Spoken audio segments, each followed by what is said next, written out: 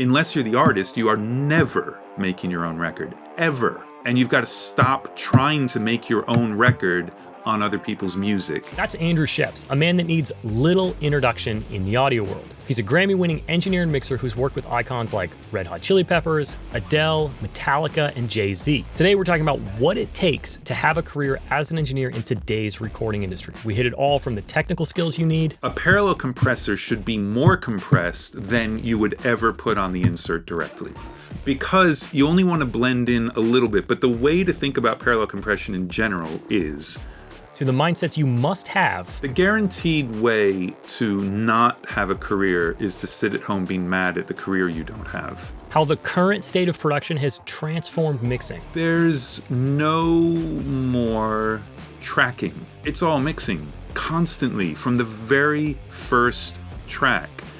And what that means is that mixing is totally different than it was even 5 years ago. Why AI will probably never make lasting art. But it can't step outside the training set.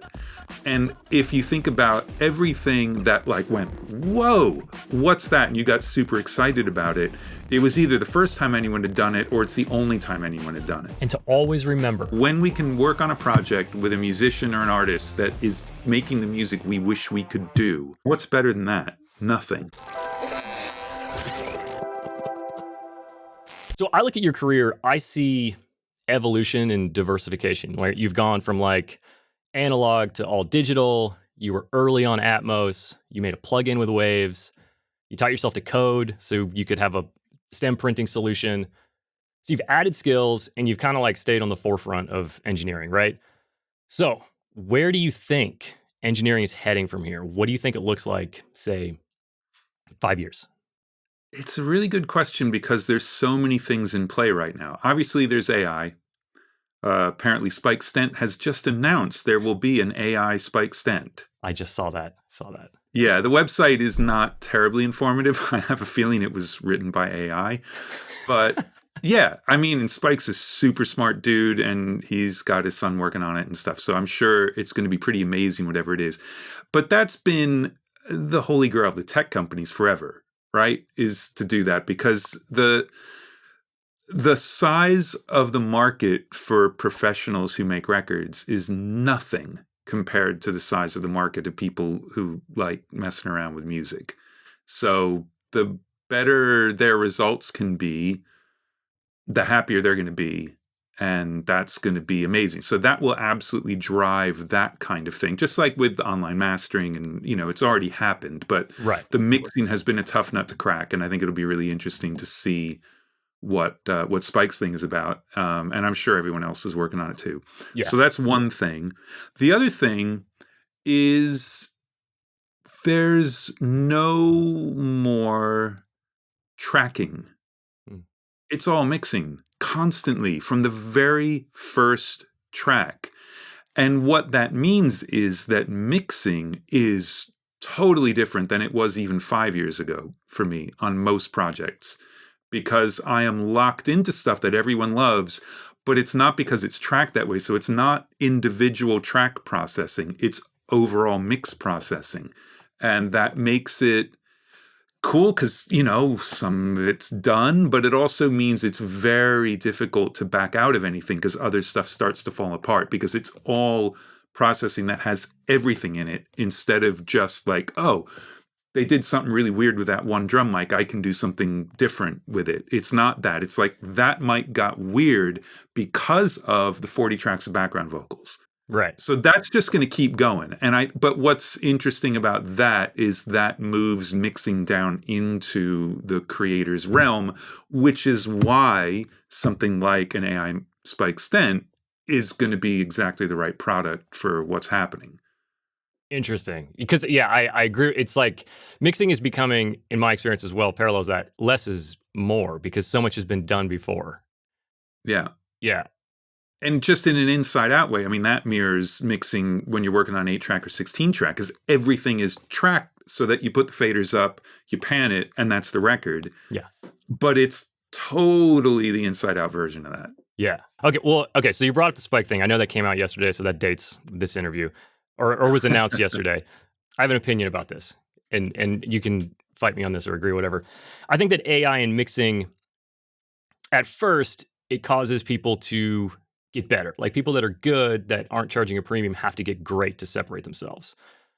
But I think where the problem lies is the people that are trying to do the $100 mixes because they just graduated college, they're not going to be mixing their peers' work because their peers can have Spike's AI or whoever's AI do it for them. So does that mean that down the line the craft suffers and there's a generation of people that kind of miss out on learning it? Yeah, I mean, that's certainly possible, but at the same time, like podcasts, online classes, stuff inside of paywalls, outside of paywalls, I mean, that's exploded. Mm, So the opportunity to learn is better than it's ever been. I mean, agree I with had to go that. to a 4-year college and spend a ridiculous amount of my parents' money to get a degree to learn anything. Same. And now you don't have to do that. So it's democratized on both sides of it, but where it's dangerous is you have to have some foundational knowledge to learn from anything that happens with the AI tools. I mean, Ozone AI, it listens to stuff and it fits EQ curves and things, and it's really good at it. Yeah. But if you don't go through the modules that it set up and like bypass them one at a time and tweak some things, and then you're like, oh, okay, that's what they're doing, and then maybe you'll do it yourself, then you're never going to become a mixer. It's just not going to happen because anyone can slap an Ozone on there. It's true. And I'll do it for a hell of a lot less than $100 because I'll mix 500 songs a day. If all I got to do is slap an Ozone on there, like we're done. So it's not about that. And I think this is where the whole AI thing always trips up a little bit, is that AI can actually be creative, but it will only work within its training set. And the training set is hundreds of thousands, if not millions of things. It's easy to think like, oh, it listened to 10 songs. And, these training sets are gigantic, but it can't step outside the training set. And if you think about everything that like went, whoa, what's that? And you got super excited about it. It was either the first time anyone had done it or it's the only time anyone had done it. Yeah. And it could be anything. It's the big guitars on Creep. It's the distortion on Beck Odelay. Like that shit had never happened, but that's what grabs people and really makes them want to listen. So there'll be this amazing, huge pool of what you would then consider middle of the road stuff with middle of the road mixes that might sound really good when you just put them on, but that's not lasting art, which is really what we're trying to do. Yeah. Well, I think it drives people to like embrace their preferences even further as opposed to trying to match what the radio sounds like, because that's what the AI is going to do. So, like somebody like Chad Blake is a perfect example. Like, what you're going to get. You're going to get Chad Blake's sound. I think that's going to drive more people to make artistic choices, and that's probably going to be better. I hope so. Yeah. Yeah. Okay. So kind of along these lines, I've heard you say that you believe there's no rules. And I agree with that. I think like you've said, what comes out of the speakers, if it sounds good, it's good. But I do think that like when you're young and you're coming up, you're coming out of college, like you're searching for rules because you don't know what to do. How do you think somebody balances that beginner's mindset with whatever the rule is? It's hard because it used to be you would work in a studio and you'd see lots of different people do stuff. And so you would learn the rules while watching people do different things. Mm. So, tutorials are great if they're good. And I think that it's hard because it's not free, but stuff behind a paywall is generally better because otherwise they'd be out of business. So Mix of the Masters and Pure Mix and those companies, especially Pure Mix for like pure educational videos, it's an amazing resource. Yeah. Absolutely amazing. So the thing like there are no rules is true, but there are fundamental laws of physics and math and electronics and all that kind of thing. And that's never going to change. Like that stuff. So that's your toolbox. So you want to know that really well because then you can be super creative. Otherwise, you're at the point where you're putting Ozone on and you have no idea what it's doing. You'll never learn anything like that. So you need to be the person who takes the toaster apart to see how it works, and hope you don't die when you plug it in. But it is that, like, you can learn it from a million different places instead of having to get a gig at a studio, which is great, but you've got to pursue the knowledge of it. There is no shortcut to being good. There just isn't. No, no. Because it's the musicality that makes it good. That's what makes people wanna listen again, not because the snare sound is better. Do you think you discover that musicality as an engineer over time, or do you think some people just kind of inherently find it quick? Both, Yeah, both. I mean, in the same with the actual engineering. I mean, there were people I went to college with, and everything they ever did sounded like a record. Like Neil Avron, holy shit. I mean, his stuff, first year of college, was insane. yeah. And I feel like I'm still not the level he was sonically when he started. And it's 40 years ago. It's 40 years ago this year. Ah, I'm old. But the creative thing, I mean, think about a musician, you know. Coltrane didn't pop out of the womb with sheets of sound. I mean, there's a progression. Yeah. And again, there's the learning your instrument. There's like he studied scales forever. Not to We don't have to make Coltrane the center of this, but Eddie Van Halen practiced a lot too. It's You get more creative as you go. There's some people who are super creative right away, and for them it's just about like learning the tools to pull it out of their head. Mm. But I have definitely learned how to listen and learn to find the things that I really want to bring out, because I think emotionally that's going to make people connect and stuff like that. When you're busy, you have an opportunity to practice things while you're making records. You can toss up an extra microphone, do something weird to it. Nobody ever has to hear it except for you. Are there ways that you think engineers can practice these days and kind of hone their skills outside of just actually working? Yeah, because if they have a laptop, an interface, and a couple of microphones, they can go make a record. So, True. you were saying earlier, like it's unlikely that the younger ones are going to be mixing stuff by their peers, but they will if they go to a club and say, I like your band, let's go make a record in your living room. Yeah. Nobody's expecting anything at that point, which means you can experiment and you can be a creative partnership with the band, trying to find sounds or something that's cool.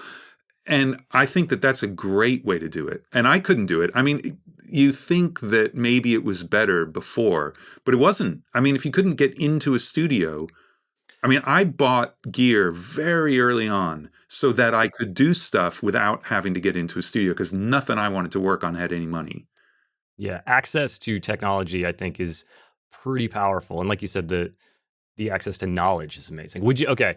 I feel like I know how you would answer this question, but would you tell somebody right now that they should go to an engineering school and pay that money in 2024?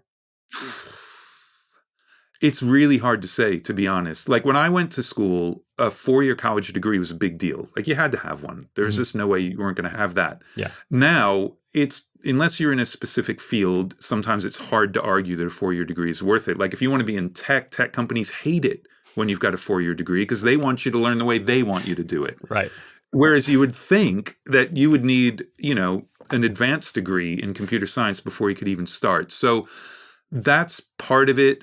And I think that there are people who get stuff out of schools and there are people who don't. Mm. So Yeah. I think it's actually really personal. There are people who can learn really well. And for me, it was the best thing I could ever have done because I want to know how stuff works so that I don't even have to think about it. But when anything happens, I know why it's happening and I can react to it and make it do what I want. Yeah. Some people, that doesn't work. That's not the thing. Yeah. So it's impossible for me to say one way or the other. I agree with that. That's kind of how I think you have to understand what kind of learner you are. Like if you are a self-starter, more independent, just want to like get your head in there and do it, then I don't think you need Yeah. to do it. But some people, they like the structure. They need the classroom. They need that. But And the other thing is, I met a yes, ton of people who do what yes. I do. And Hmm. a lot of them are still in the business. I mean, I went to college with John Paterno and Joe Barresi, and I just call them up when I got a question. And it's fantastic. So meeting your peers, like you were talking about, Yeah. that's invaluable, really. But you don't have to pay a huge amount of money and go to a multi-year school for that. Yeah. Yeah. I was a lot of my closest friends that I trade gigs with, we all went to school and moved out here in the same few years. And, that's how it is. I want to shift a little bit to more of a career thing. As a lot of the questions that come up on the show are things I'm curious about or things I'm struggling with. And I don't always admit that, but that's, Well, you just did. Exactly. Now everybody knows, but you get to sit down with cool people and ask questions. Everybody in this industry kind of believes that there's like one credit on the horizon that's going to like change their life and like make them an engineer Yeah. star, right? And so I've been lucky to work on a few records that went number one. And every time I have that feeling where I'm like, this is it. It's going to launch. This is going to change everything. And like, as you probably know, not much changes, right? So do you have advice to producers or engineers that think that that's about to happen to them? How they should actually think about it, how they could maybe take advantage of it, build momentum? Like, what are your experiences throughout your career? Well, I mean, look, I've been ridiculously lucky, but if you look at my discography over the last 35 years, because I did go to school for 4 years, so not 40 years, it's a slow burn. I mean, I had a lot of assisting and vocal editing and vocal tuning, like through the boy band era. I was tuning vocals. That's how I paid the mortgage, Nice. literally. It's terrible. And there were a couple of things that were a big deal to a few people, so it definitely jumped me up a little bit. Like 99 Problems, that was a little bit of a jump. Yeah. And then, the Adele record opened up doors to some stuff, but I don't really work in that genre that often. So it's not like, oh, now I'm set.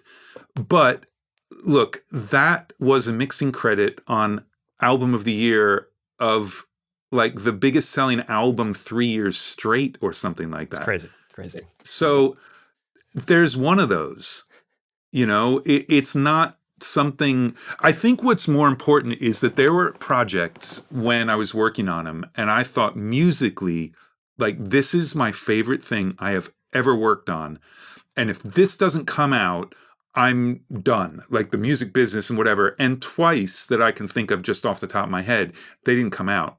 Or if they did, absolutely nothing happened. The promo was terrible. And there are these amazing records that nobody's heard. And so instead of saying like, well, I'm going to get out of the business, you realize how incredible it was to have two opportunities to work on something you love that much. Yeah, it sucks when it's not going well. And you really do think that. And I've seen there's so many people who are like mad about a credit they feel they deserve but didn't get. Like, I engineered some overdubs. I should get an engineering credit. And I mean, that's a whole different topic about, making sure you take care of your credits before the project starts, because you will never get a credit that you think you should get if you haven't already negotiated it. So you can take that question off the list. It's a brutal, brutal business. And I am just ridiculously lucky that I've, made it or whatever. But I'm still scrambling a lot of the time. Like I'll go without work and then I'll have some work that I take because I didn't have work, but it's low paying, but it's taking up a huge amount of time. And then all of a sudden a gig comes in that actually would pay for some stuff, but I can't take it because, there's always a juggling act. I just happen to be juggling the really good balls most of the time. Yeah. But right after the Adele win, right after the Grammys, I didn't work for 3 months. I had absolutely no work January, February, March of whatever year that was.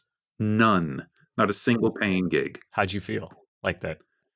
I curled up in a ball, and I just go and do something else. I learned one time when that happened, I went and started teaching a class at UCLA.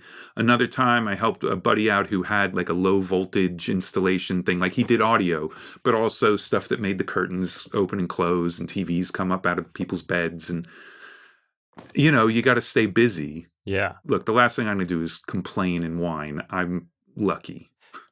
Yeah. Well, I don't know. I don't think, I hate to use the word luck. It's more like it works, but it's building trust with people. It's following through. It's being prepared when the opportunity comes. And the more you have those things stacked up in your favor, the more it seems like you're lucky because the right people call, you follow through, they call again, cycle continues. Yeah, the guaranteed way to not have a career is to sit at home being mad at the career you don't have. If you want to be in the right place at the right time, you got to be everywhere all the time. That's the thing. So you've got to be out there seeing bands, meeting people, joining stuff. Yeah. Join NARIS. Join AES, maybe, if you're a little more technical. There are groups in the UK. There's the MPG. Like, there are groups everywhere where you get to just go hang out and talk about plugins. Do it. One of those people will offer you a gig at one point. Yeah. Or just bring you up to somebody. It's like top of mind. It's like, oh, you have to just be Absolutely in the space. Okay, so Yeah. this kind of leads to another question I was going to throw in somewhere. Is there a limiting belief that you think holds people back in this industry? I mean, for me, it's imposter syndrome. I've got a gigantic, colossal, world-sized case of that.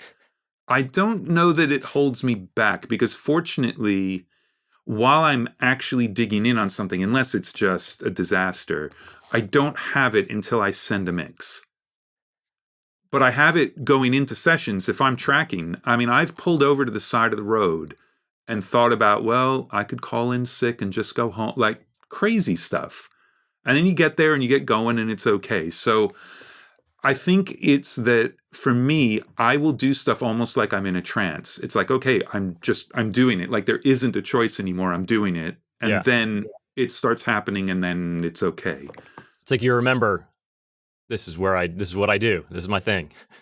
So there's that. And then the opposite of it is what we were just talking about, which is 90% of the gig, like everyone assumes you know everything about what to do your job. So 90% of it is don't be a dick, which is my other phrase. It's the whatever comes out of the speakers, and don't be a dick, because you need to be able to be somebody people want to have in the room. And they will gladly take someone who's a little slower who isn't a dick. Mm-hmm. That is the truth. And I think that's something that you learn in the big studios because you see it. You see when you get kicked off of a session and when an engineer or producer doesn't want you as the assistant again. But I think when you're independent, you're working in your backyard now and you're just working with your friends, I don't think people understand that the way that they would if they came up through the system. Yeah, well, it's also the sort of studio hierarchy. Like in a bigger studio, you learn very, very quickly that the assistant, if they have an idea, tells the engineer tells the producer tells the artist. Nobody except the producer talks to the artist. Yeah. Unless this is your 12th record with them and it's one big happy family. But when it's you in your backyard, you think that you're always making your own record. Okay, so that's the lesson to learn though, is unless you're the artist, you are never making your own record, ever. And you've got to stop trying to make your own record on other people's music. You're making their record, and if you're not present and understanding what it is they're going for, even if you don't like it, you think it would be so much better, that's not the job. Yeah. There you go. There's another one. That's good. They're falling out today. There's a clip. We've got a clip, people. I can't not talk a little bit of technical stuff with you, although I would love to just like do career all day. I'm looking at my notes. Let's talk a little bit about adding skills to your repertoire, right? You've taught yourself to script and created Bounce Factory. Did you learn to script to create something like Bounce Factory, or did you realize the power that you had when you started automating things and like learning how you could make the computer work for you? It's a little bit of both, where like I've tried to teach myself programming because I'm a total geek and thought, oh, that'd be really cool. Yeah. And several times in my life, and it never went well because I didn't have a project. Then I discovered SoundFlow and immediately built a couple of things, like tiny things. Like I've got my function, my F19 key swaps the input state of the bottom track in my session. Doesn't matter what session's open because that's how I monitor things. The rough or my previous mix is on an audio track at the bottom. If I switch to input, it's the live mix. I used to have to scroll to the bottom of the screen and then click the input button. Now I don't. That took me about 10 minutes, and that's when I knew, like, okay. So for a while, it was just automating like little things, session prep or setting preferences or stuff like that. And then I started writing the bounce script that most people who use SoundFlow will eventually write. And it'll be very, very specific to themselves, which is fine. That's great because that's all you need. But then I started generalizing it when I realized how many different types of things I bounce. And yeah, so I learned because I had to learn because I had to write this app. But there were a couple of apps before. There's the offset counter because you can't offset the minutes and seconds counter in Pro Tools. So you open up this counter, put the cursor anywhere you want, hit a button, now that's 0. And you can locate to the numbers you just got in the email with all your mix notes. Exactly. It's genius. So it was that. It started off as that, and then it just turned into Bounce Factory, which was 2 full years of just coding because COVID. I mean, I discovered Bounce Factory during COVID. So that was like one of your COVID adventures. Like I started a podcast, you made Bounce Factory. Yeah, those 2 things. That's what I did. What are some of your favorite automations, music or non-music, that aren't like the ones that people know about, like Bounce Factory or the counter? I think all of mine are music, just because I use it when I'm sitting in the chair and I don't have hue lights and, but I know a lot of people who do controlling everything with it. Yeah. I can prep a session in less than 10 minutes now. So it imports tracks from my template, but it knows which format it is because I told it, oh, this is stereo, this is Atmos with all the crap, this is Atmos from stems. It imports the right tracks. It sets the preferences the right way. I can color code and add to groups in seconds now. Like, it's basically every single time I do anything that's bothering me, I could do it again in 4 or 5 seconds, but I will stop for 2 hours and write a script, and then I'll never have to do it again. Yeah. I have a extremely long list of things that I want to build, but I don't take the 2 hours to build them, but it's a long list. But you know what? When you do it, like, it's so awesome. It is. It's just, you're happy because you're not doing the thing. It isn't just, it's not going to make me sad. It actually makes you happy, and you're super creative as soon as it's done running that script and you can get back to work. Yeah. Yeah. I told you when we chatted like a week or so ago, I found Bounce Factory right after I had my daughter. And it was all of a sudden like, what am I going to do? Like, how am I going to do this? And to be able to automate something to that level and know that I can print an entire album of Atmos stems, because God knows, like, somebody's like, we're going to mix Atmos. And you're like, I don't want to print those stems. I don't have that time. It's just like, I don't know. Anybody that fights against automation just makes me a little bit crazy. There's one of my friends that's going to listen to this and he's going to know who he is. But I wish everybody would just get on board a little bit, Well, but if they're happy doing it that way, then cool. I guess if you're happy, right? Yeah. I mean, if it starts impacting your life because you can never get out of the house because he's printing stems or she printing stems 24 hours a day, then, But the difference for me, first of all, it's exactly what you're saying. You can do other stuff. I can go watch something with my wife. I can go on a walk. I can sleep, that kind of thing. But It's also, for Atmos, I would have been printing 10 or 12 stems per song because it's such a pain in the ass, and it's a 12-song record. That's still 144 stems. Yeah. That's a lot. Yeah. I'm printing 40 or 50. I basically print every single thing separate. So the audio is baked in, but if I want to split up the background vocals into a sphere of background vocals, I have them separate. I can do it. Yeah. Without even thinking about it. Yeah, and it's not a heavier lift for you because it's just you've set it up. Because I agree. If I wasn't automating my bounces, I would be trying to do Atmos with far fewer stems for my stereo mix because just out of time, And now you have the freedom. There's been this thing over the last, 10 years where labels want you to deliver a multi-track. And it's like, well, get that from the producer. That doesn't come from the mixer. Yeah. But then none of the sounds are there. There have been edits done since the producer, like they sent you a new vocal and all that stuff. So now I actually have a multi-track where you can just put the faders up and you're really, really close to the mix. Yeah. That's a big deal for the band. I get calls from Hosier's musical director, front of house. I think he's front of house. I don't remember, but he's the guy who emails me and says, hey, I need some stuff for this song. I would have to open it up and print specific things, but I just send him the folder and he loves it. It just pulls up whatever he needs. He can submix on his own and there you go. You eliminate back and forth and extra questions of like, can you split these? I already did. Yeah, it's all done. The multi-track delivery, that sparks a question. I feel like there's a debate on the internet. I don't know, maybe it's just my algorithm. You never know.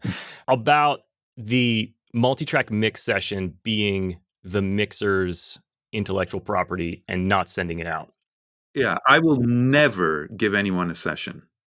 Absolutely not. But you would print everything, commit it, and send it.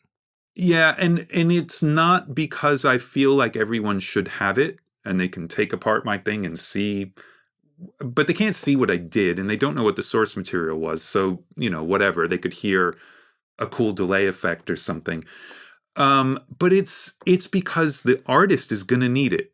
They're going to need it. And you can't trust labels to hold on to anything. I mean, witness Sony setting half their catalog on fire. Yeah. And you realize they only have one copy of everything. Like, crazy. So if a major is going to do that, a small label, it's going to flood. Like, something's going to happen.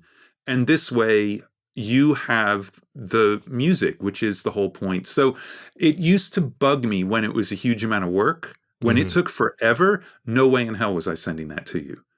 But now I'm doing it anyway. Now, if you don't want Atmos on your record, I'm not doing that. So there isn't a multi-track to send. But if I'm doing the Atmos, then that's what I want. And so once it exists, I'll send it. Yeah. If I mix it in stereo and they're getting someone else to do the Atmos for whatever reason, they don't get 50 stems. I split it up reasonably, but they're getting 10 or 12. Yeah. Because that's the deal. Enough for live, enough for sync, no crazy overlaps. I mean, that's rational. So for you, it's not about an IP thing. It's about, you don't want the session because 5 years from now it's not going to work, so take these stems. These are better. Yeah, the IP thing would be the session, and that's because, and this is another thing where we were talking about how production is now mixing, so this gets very, very murky. But let's say they've hired somebody to mix the record, and it's not going well. But they like some of the stuff that person has done, and then they hire me to mix the record. I should absolutely not get what they've done. I should get what they were given. I agree with that. But at the same time, I absolutely have to get whatever created this ridiculously processed rough mix that sounds amazing. You cannot send me raw tracks and then a mix that's got 7,000 plugins on it. And I would spend my entire life trying to recreate what was already done so that I could tweak it. So I have to get something that adds up to the rough. Yeah. Yeah.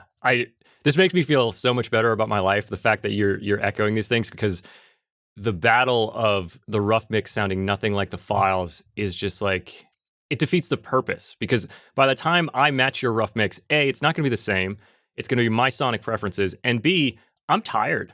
Like, I'm no longer creative. And all we did was get back to zero. That's a huge, huge job matching it. And I'm not good at matching mixes. I'm terrible at it. But here's the other thing is that, we're saying how there's so much mixing as part of the production now. On my phone at the gym, it's just cycling music now. I've listened to enough records that Apple suggests things. It does some really weird stuff sometimes. Like, it'll play the same song twice in a row. Like, really? But every once in a while, stuff comes on because, like, I've listened to something I've done 10 years ago, whatever, and a song will come on, and it's like, wow. And sometimes I think, like, man, that sounds really good. And it's because I got raw tracks, but there wasn't a rough mix that was anything other than those raw tracks. Yes. So things are recorded with intent. The sounds mean something and they're what they're supposed to be, but I could do anything. And some of those mixes are better than anything I've done on projects where it comes to me sounding great. So you'd think like, oh, well, that's an easy gig. It already sounds great. Just fix a couple of things. But that can take as long as mixing from scratch, but you can't mix from scratch, which means you also can't, like, you're having to be creative inside someone else's brain at that point, which is really, really difficult for me. Okay, devil's advocate, do you think that those mixes are your favorite mixes because they are all your sonic taste? Or do you think they're arguably better mixes, technically? No, I think they're better. Okay. I really do. I think that there are... I mean, part of it obviously is because it's my taste, so I like them. Right. Yeah, I mean, it has to be that, because what's the other filter I'm listening in? But I also do think that's why they're better, because I had control over everything. So it isn't that, like, I couldn't make the vocals sound better on a really mixed mix. Like, sure, that's my job, and that's what I'm going to do, but I can't shape everything around the vocal. I can't get into the mid-range the same way, so I can't make things have separation or space if they're already smashed together, because then things start to fall apart. So, yes, it is because it's my filter, but I'm right. I'm definitely not right. Oh, that's good. That's good. Okay, so let's do Atmos for a second. We keep touching on it, right? My perspective of Atmos at the moment is that it's a label artist game and it's a little bit more about pleasing Apple than it is making art. But you are doing significantly more Atmos than I am. Do you see artists and producers getting excited? And I should say that I love it and I think we should do more of it. Do you see artists getting into it, I guess is the question. When artists hear it on speakers, their minds are blown if it's a good mix. There are so many bad Atmos mixes. Mm-hmm. I mean, there are more ways you can screw up a song in Atmos than in stereo. Absolutely. You can pull stuff apart and now the groove is gone, the song is gone, nobody wants to hear it. So that's a problem. But when it's good, and by good, I don't mean it sounds good. I couldn't care less if stuff sounds good, but it feels like their song. You cannot do that in stereo. You can't. Mm-hmm. It's impossible. And there is something emotionally that just can destroy you if you're listening to a good Atmos mix that, you'll enjoy it in stereo, but you cannot get across what happens. And there are actually people doing doctorates on why that's the case. So Interesting. this isn't just like, hey, I'm in a room, I like Atmos. Like it's clinically proven stuff. Yeah. But it is a format for speakers. So that's the thing. And 99% of the consumption is on headphones. So that requires the ability of the listener to externalize, to hear something as if it's coming from elsewhere. And I can't do it. Like 4 or 5 seconds a week, things will explode out while I'm working on the headphone version of a mix. Mm-hmm. Yeah. And then it collapses again, and then I'm really sad. But it's not just one service. I mean, it used to be that people said, oh, well, Apple will bury your album if you don't deliver Atmos. Like, well, no, just they have a lot of playlists that are immersive only. It's true. So obviously you can't be on that playlist. And they're pushing the format. It's not that they're dumping your record down to the bottom of the bin. It's that your record can't go on all the stuff they're putting on the front because that's what they're trying to promote. And now they pay more for it, so there's a little bit of incentive. I mean, I have no idea what the numbers are, but the format itself, like talk to anybody who has mixed Atmos, and they just love it. Absolutely love it. The problem is the people that don't like it have never heard it in a good room, and they've never got to do it on speakers. And I feel like I wish there was more focus on making the binaural experience better, because then you would bring more people on board. Well, but like one of the things is if you don't, we can go geeky for a second. If you don't have a personalized HRTF, it doesn't matter what they're doing on the encoding side. It's not going to work. Well, for us, it might, because you're using a generic HRTF, which is based on something, and it's based on white, northern, western hemisphere. It's not demisphere men. Okay. So we have a better chance of it working for us.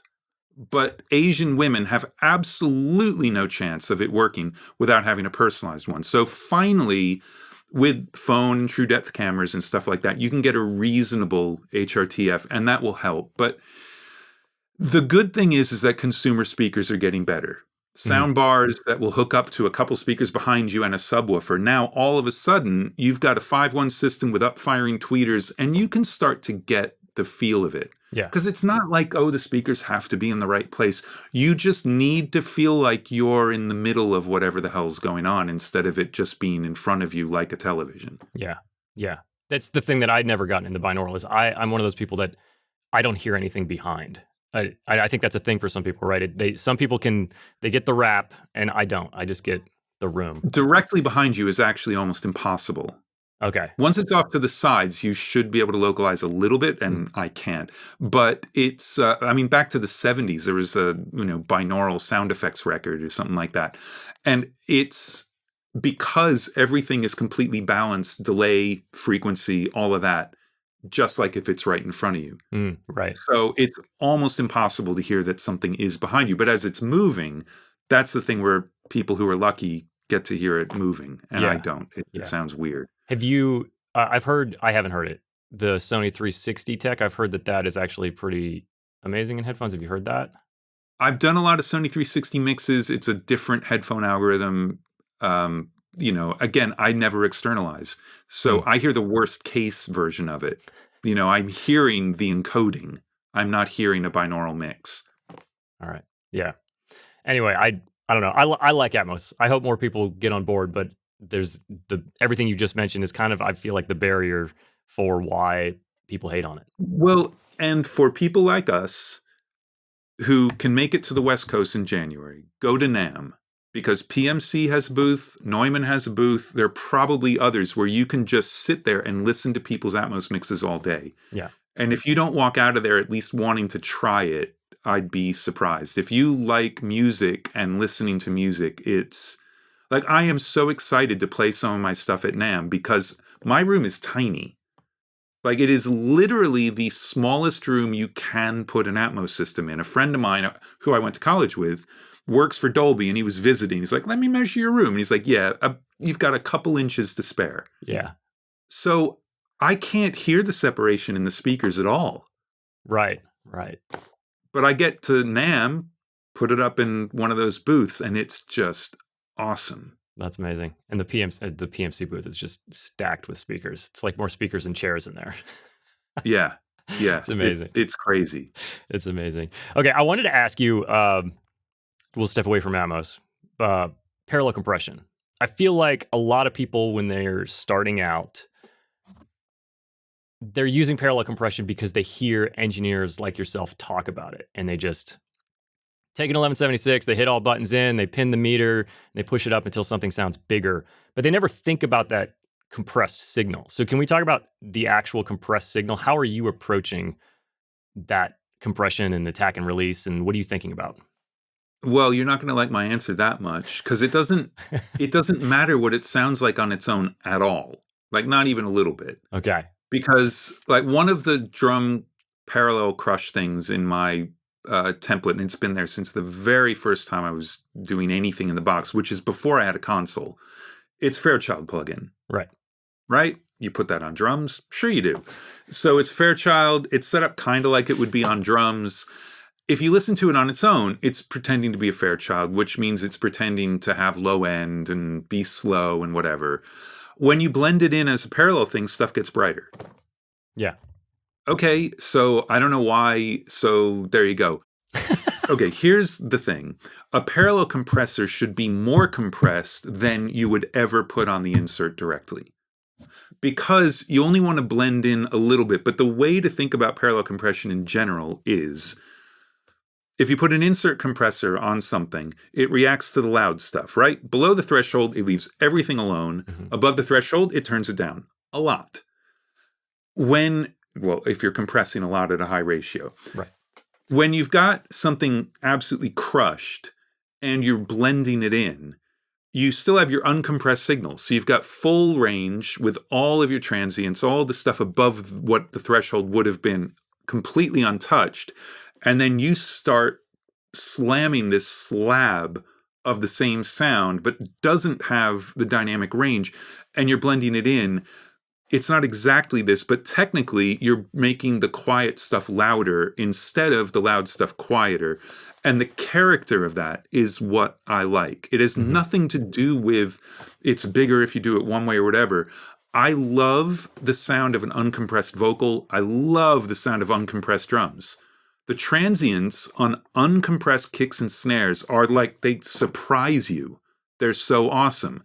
You start compressing, the drum kit will sound cool, you'll get some great noise going on, but the kick and snare don't make you laugh when they're way too loud. Like, that's a thing. There's some emotional thing to really getting pummeled with the transients. Yeah. So you use parallel compression to get the drums so that you can slam a bunch of guitars over them but still hear them, but you still have your transients. So that's why. But to be fair, over the last year and a half, I've gotten to the point where I am using almost no parallel compression anymore. Wow. Almost none.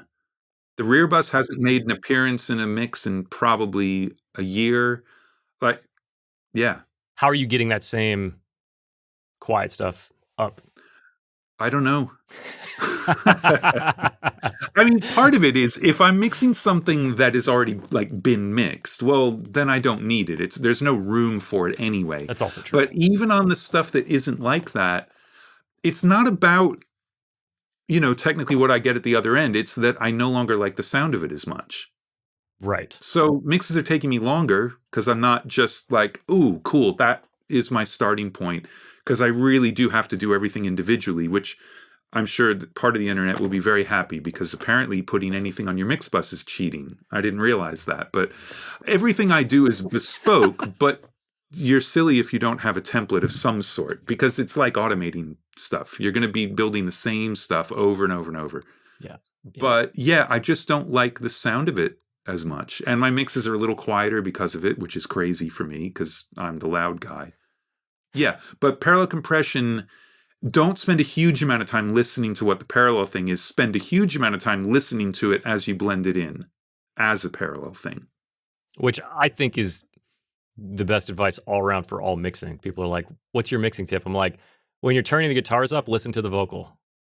Like, listen to everything else. Like, so yeah, you're right. Solo, we all know solo doesn't always help. Yeah, I mean, it's good to find out like what it is. Yeah. But then it doesn't matter what you do until it's back in context. So listening to everything you said, I translate as faster attack though, because do you want to kill those transients in those parallel tracks, or you let those live? No, because it'll actually double them up. I mean, compressors in general, I'm slow attack, fast release. Okay. But yeah. Before we get into my closing questions, I wanted to ask you, well, first I want to say thank you for always sharing so much. You're on so many podcasts. You do you share so much with the engineering community. So thank you. But is there a question that you always wish somebody would have asked you? No. Perfect. I mean, I could make a joke about, ask me what I want for dinner. Or, I don't know. I mean, I'm lucky that I do get to talk about this stuff all the time. And I do mix with the Masters seminars. Like, that's one thing the Adele record got me. They got in touch and wanted me to do a Mix with the Masters seminar. So I've done 13 of them now, 14, something like that. And I just did one a few weeks ago. And I'm basically talking for a week. So I get to say everything. But what's great about it is you put your process into words. And some people are like, oh, don't inspect the process. But I like to inspect the process, because not only do you have to articulate, you don't have to say why you do it, but you say what it is that you're actually doing. Yeah. But also, because I do them every year, I see the stuff that's changed. And obviously changing from the console to the laptop was a big deal, but there's so much that changes every single year about how I think about things and what I do, that it's great. But it means that I've managed to say everything at least 1,000 times. I mean, is there anything you feel like no one's asked me? I mean, no, not that's one of, when I was like, oh, I got to reach out to Andrew. He's on my dream list. And I was like, the fuck am I going to ask him? Well, see, okay, so here's what we'll do. We'll take up that time with me saying that everybody has to go listen to Low Roar, the artist Low Roar, which I started listening to this morning. Sounds amazing. So there you go. I believe that right before this podcast, I may have recorded the last thing on the last album. So cool. Amazing. Very depressing in a way. If you don't know what I'm talking about, you guys can look at the internet and see what's up with Low Roar. It's very sad. But this album is now almost done. That's great. I just thought of a question that no one's asked you, probably because this question doesn't exist. I meant to ask it earlier, so I'm cheating a little bit, trying to figure out how to get this question in. Back to AI mixing. What do you think about the idea of, this is basically what Spike presumably has done from what we've read, training an AI on your own work to then operate as an assistant for yourself? Yep. I think that that's great. But I think, again, and I'm really curious to know what they did with Spike's stuff. To get a good model, you need hundreds of thousands of things that it learns from, not 10,000 things. I mean, Spike has mixed a metric fuck ton of records, but I don't know that he's mixed hundreds of thousands of songs. So is it enough? Maybe it's been supplemented with stuff he likes. I don't know. Mm-hmm. I don't know what they're doing at all. But like, for me, what the AI is amazing for is separation of things. Like the Low Roar record, most of it was tracked with Ryan at a piano singing. But I needed to do stuff with the vocals. and I actually managed to split the bleed out of both the piano mics and the vocal mics so that I could treat them completely separately. And if I wanted the vocal bleed from the piano mics because it was part of the vocal sound, I have it separate, but it's not in the piano mics. Yeah. That's huge. And that's AI, but that's been trained on probably a couple of million recordings of vocal and piano to be able to do that. Now, did you do that? Was that with RX or was it with something else? No, that was with Steinberg Spectral Layers, which at the moment, if you're not a total geek and running stuff in these Google collabs online, by far the best piece of software I've used for this stuff. It can be a little clunky, but when it works, it's insanely good. And its tools are crazy. Absolutely crazy. There's one, they're like weird magic Photoshop select tools where one, you can drag it along what looks like the fundamental and it will grab it and all the harmonics. So you can grab a piano note with all of its harmonics and pull it out manually and copy it to a different layer. And when it separates things, if you don't mess with it, bit for bit, it goes back together. There's zero audio loss. Every bit is somewhere. That's wild. It's ridiculously cool. I mixed a record where a lot of the drums were recorded where the overheads weren't cymbal mics. They were absolutely the kit. And that was a big part of the drum sound. But on a couple of the songs, there was some cymbal that was crazy loud. And I needed to turn the cymbals down for 16 bars, split the overheads into cymbals, kick, snare, turn the cymbals down. What? And the kick and snare don't change at all. And this is for stereo mixing. A lot of people talk about the demixing to make yourself more source material for Atmos or whatever. Spectral Layers might be the best money I've spent in years. It's incredible. That is amazing. Well, I'm glad that we pushed that question into the end, even though I almost let it go. I didn't answer your question. I mean, look, the idea of being able to train your own stuff is incredible. None of us have enough material to make it actually work very well. I never thought about that. That's the thing that sucks. Yeah. Like with the Beatles stuff that they did, separating the things so that they could do the Atmos mixes. Right. It is a much more specific data set because they had the recording, but then if they wanted to split the bass out, they had every single performance of that bass part. So it knows what order the notes are coming in, and that's how they trained it. So the Peter Jackson thing is trained with like that model only knows about that song, period. That's nuts. That's it. But it can pick the bass out because it's always Paul playing the bass, same line, everything's the same. That's wild. Do you think that Peter Jackson tech will ever enter the world? I don't know. There's always talk of it, but again, I think that it's not generalized tech, it's specific. So you'd have to go train on how to train it to get anything done. And how many of us have data sets that are the right thing to, and I'm going by hearsay, like I've never talked to anybody, but I've heard that that's what it does. Like they trained it by other performances of the same part. So what do you have as a job where that would work? Nothing. I've never in my life had something where that would work. That's true. Oh. So, That's amazing. All right. Well, I know you've got to get back to your day. I've got the last two questions that I hit everybody with. Which I was supposed to look at, and I didn't. Well, if you didn't, it makes it more fun. Was there a time in your career that you ever chose to redefine what success meant to you? Well, we already talked about it, actually. Those projects where it was like, if this isn't huge, then everything's wrong with the world and all of that. And yeah, I've tried, and it's really difficult, but I have tried constantly to make the success that I get to work on some stuff that I still want to listen to when I'm done, that I'm actually really proud of. And that's hard, but it's, when it happens, that's why we're doing it. Mm-hmm. None of us are doing it to get rich. I bought a modular, so I'm doing all right. But, you're not doing it to be on MTV Cribs, which anyone under the age of 30 won't even know what that is. We're doing it to make music that we love. And we're in a position, the people who do what we do, where we can't make the music ourselves.